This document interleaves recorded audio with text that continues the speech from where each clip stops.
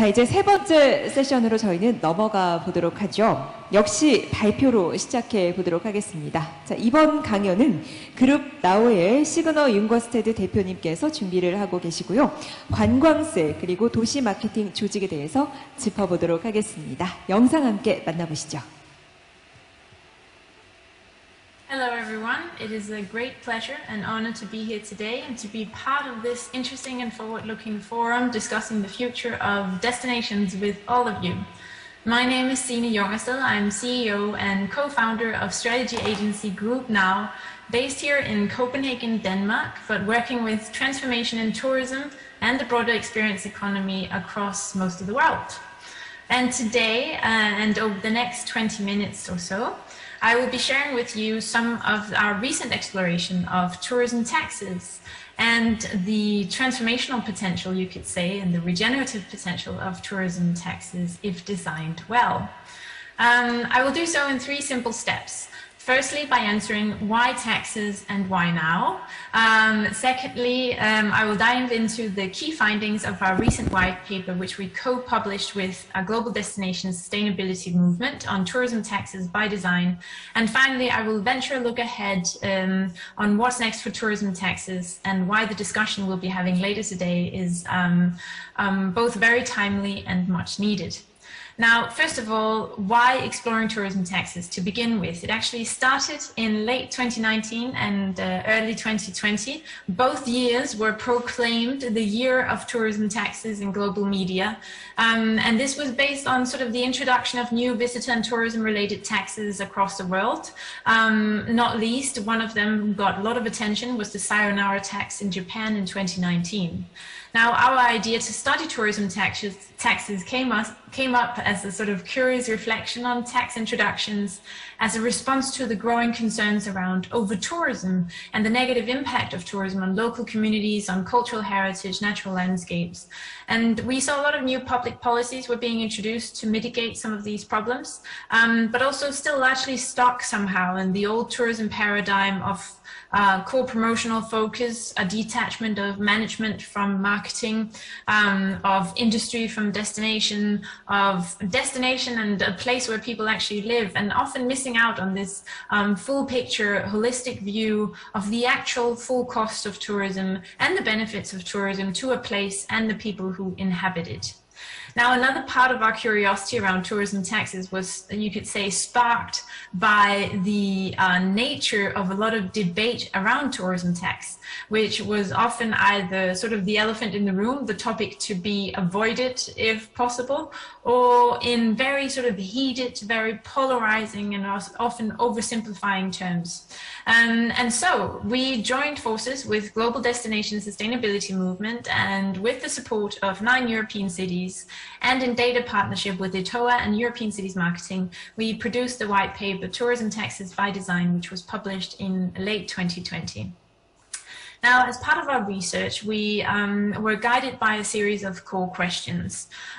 First off, of course, what is the role of taxes in shaping urban tourism? And as sort of our key guide throughout the research was, can tourism taxes really be designed to support a more regenerative visitor economy?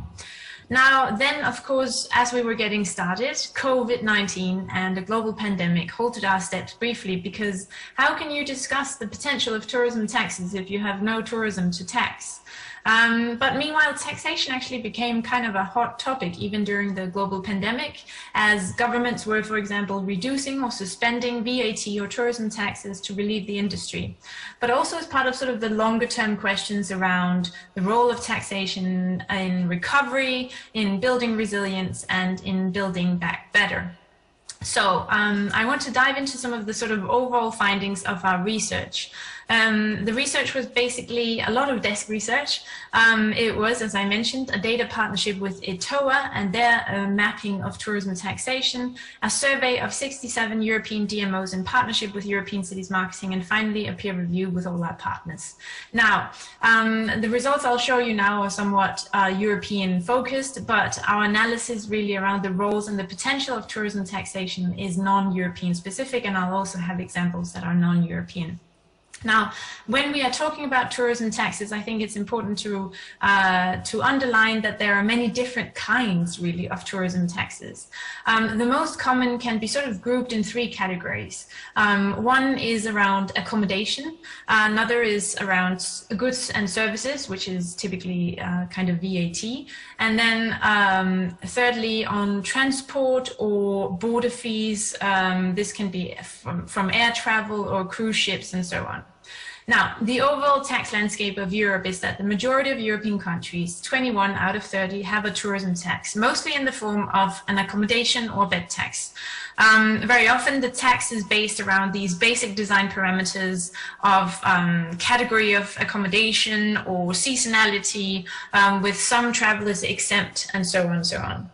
Now, if we instead look at the sort of revenue flow of tourism taxes, for some destinations, it all goes into the big pot of government fiscus. Now, for other destinations, part of it goes into the big pot or the big black hole of general government fiscus.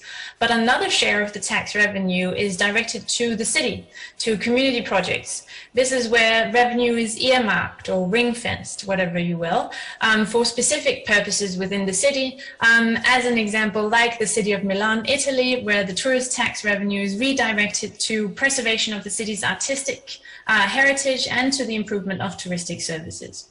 And then thirdly, and in several instances, a share of the tax revenue is also directed to the promotion of a destination, typically channeled through either the DMO or the CVB.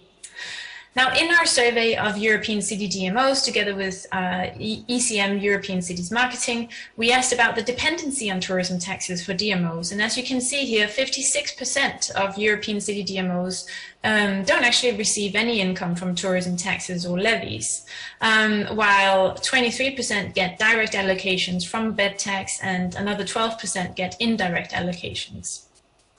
Now, I realize I'm going through these results rather quickly, but you can read into much more detail in the white paper. It's a 70-page document, so there's much more detail, and it's publicly available on our website. But I want to summarize sort of our key findings around the role of taxation and the potential around taxation designs. Now, in our research, we've come across these overall 7 different roles of a tourism tax. And I'm just going to quickly go through them for you. So, of course, one is revenue, which is kind of the ground zero, you could say, of tourism taxation. The primary role of a tourism tax is, of course, to capture revenue from tourism to the destination. And secondly, if we go counterclockwise, it's regulation. It's how tourism is intended, or a tourism tax is intended to regulate visitor flow and behavior, for example, by introducing varying rates across different seasons or across different city zones. Thirdly, relief, which we've seen during the COVID-19 pandemic with examples of governments who reduce VAT or suspend taxes and levies to relieve the industry. Fourth, we have reload, which is really tapping into this sort of classic role of the DMO and tourism organization, where tax revenue is channeled towards these organizations to further destination marketing and promotion. Rethink is our 5th role, which is where part of the tourism tax revenue is directed to tourism innovation and to education. And while this was actually not very prevalent among a lot of the cases that we looked into, we did find a few examples, and I would venture that there will be more examples of this in the future as we are facing more and more challenges and need for new solutions, new models, and new skills also in terms of education. Now, a 6th role is regeneration, where the tax revenue is invested in for regenerative purposes, where the cultural preservation, environmental protection, investment in sustainable tourism development, or in community projects. And then finally, resilience, which honestly is today mostly, you could say, theoretical. There is not very strong practical example of it yet. But again, looking ahead to the compounding crisis that we are facing from one pandemic perhaps to another, or to climate change crisis prices, this could very well be a model for the future. And we have inspiration here, not directly from tourism tax revenue, but in Visit Florida, US.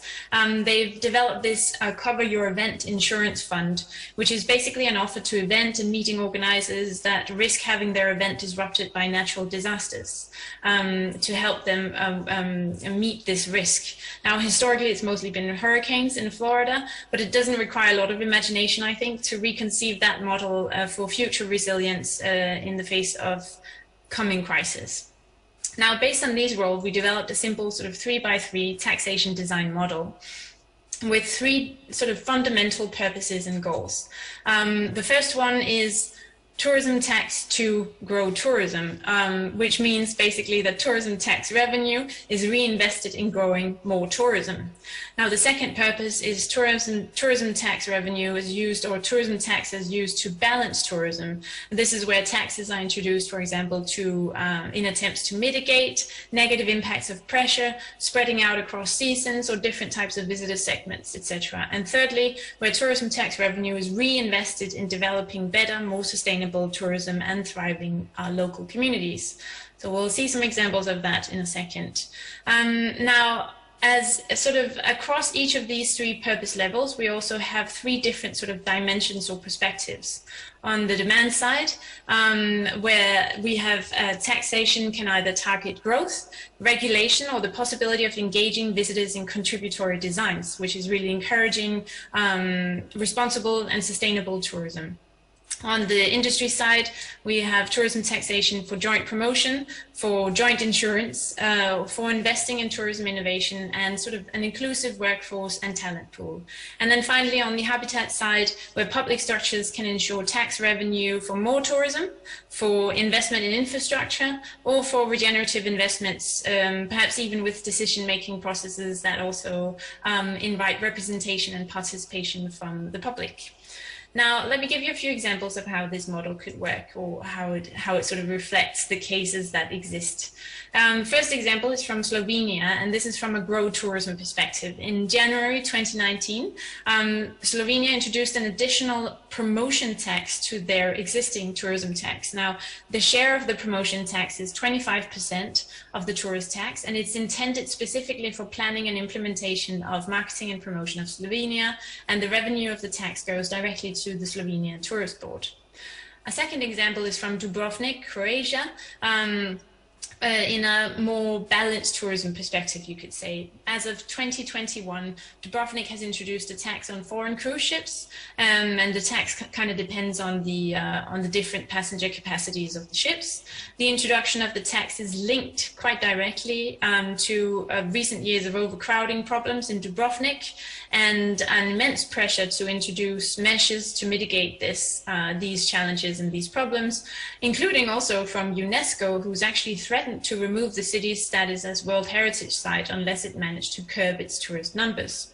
Now, finally, an example here from Austin, Texas, where since 2019, the City Council has established a live music fund with revenue from the city tourist tax, in this case, an accommodation tax, an occupancy tax. 15% of the tax revenue is directed to the local music industry. And then, well, and of course, music in a city like Austin is core DNA.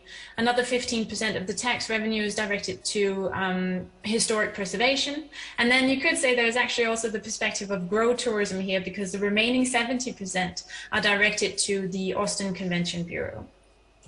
And then I want to highlight this best practice case from the Balearic Islands, where they've introduced in 2016 a sustainable tourism tax on all kinds of accommodation, including cruise ships. Now, the rates vary across seasons, but what really makes this tax stand out is the degree of communication and transparency around it. And both around the tax, but specifically also how the tax revenue is invested. They have a consumer-oriented website that sort of underlines the core idea with the tagline, "Your islands, your holiday, your contribution." And the website shares the many different projects that the tax revenue is invested in. I'll show you here an example of different categories of projects. It can be around protecting the environment, sustainable tourism initiatives, cultural heritage, scientific research, training and employment, and social renting. And actually, in some of our research, what we've come across is that there is good evidence to suggest that transparency like this, with a clear purpose, actually can influence positively the consumers and the travelers' willingness to pay, WTP. And actually, we can see this from academic studies, both in Italy and Istanbul, but also from surveys in Denmark and in the UK that all support this conclusion that with a clear purpose, there is higher willingness to pay.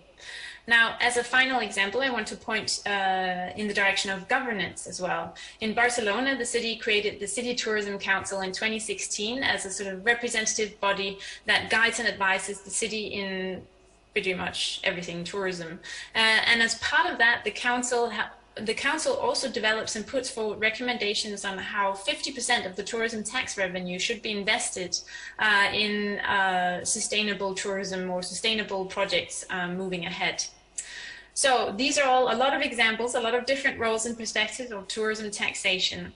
But now what? What does it all mean? And what happens now that we're still we're not even recovering, we're still in the midst of a global pandemic and global tourism only just restarting. So how can tourism taxes be part of that recovery and, even more importantly, in how we build back forward better and smarter than before? And actually, we can already see some interesting examples of this. In Amsterdam, Amsterdam in late 2020 came out with their new plan to redesign the visitor economy. And in that plan, they are putting the thriving local community first. And just prior to COVID-19, Amsterdam actually introduced a new taxation. This was a day tripper tax targeting one-day cruise visitors. Now, as part of the redesign strategy, redesigning the visitor economy strategy of Amsterdam, they want to establish these community funds with part of the revenue from the tourism tax, and that will be reinvested in community projects that supports local initiatives and businesses, but that are also, you could say, where the decision making around the investment will also be based in the local community. And so in the global discussion on tourism tax, you can also see that is really continuing. It's even sort of taking on a little bit, I think. And this is a very early observation, and I'm not entirely sure that I'm right about it, but I do feel that the discussion is more nuanced, or it's adding at least different perspectives to the discussion around tourism taxes and how they can play a role in building back better and more resiliently moving forward. I think one of the interesting examples that we're seeing right now is from Hawaii, where they've experienced increased visitor pressure also during the pandemic as their borders were opening again, and with a negative impact on local quality of life. And right now they are discussing the potential of a visitor impact fee, and which I think, much like the sustainable tourism tax of the Balearic Islands, there's something around what we call it. The tourism tax is a very generic term, but a visitor impact fee really drives through what is the point of this fee and why do I have to pay it, which could positively impact the willingness to pay in the end. But also in light of the compounding crisis that we are now facing around coming out of pandemic crisis, but also facing multiple new challenges based on the climate change, how can tourism taxes be part of building the resilience in investing in regenerative tourism, in new innovation projects and new solutions, in building back better? And so to summarize, where we ended our research, but also where we can perhaps take off on our discussion in just a few minutes, we highlight the importance of earmarking and ring-fencing your tourism tax to specific purposes. It requires extensive collaboration within the destinations far beyond the DMO. A successful tourism tax basically is a team effort. It has to be clear and simple, with ongoing monitoring for impact, but also review of the model, especially in times of crisis. The taxation should reflect the true costs and the benefits of tourism. And finally, the taxation needs to be communicated and communicated with transparency, both in terms of the design of the tax, but also in how the tax revenue is invested. We are looking at the need for genuine engagement, basically how and who decides how the tax revenue should be invested. This would be a good place to start for more public consultation, more representative decision making around the investment of tourism tax revenue, which will also be part of ensuring the longer term legitimacy really of tourism and the social license of the DMO, the social license to operate of the DMO. So these were just my sort of key points to take away from our research, but also maybe to start a discussion moving forward on how tourism taxation designed well can be part of building back better and building resilience in the face of future crises. So thank you so much for your time, and I look forward to the discussion.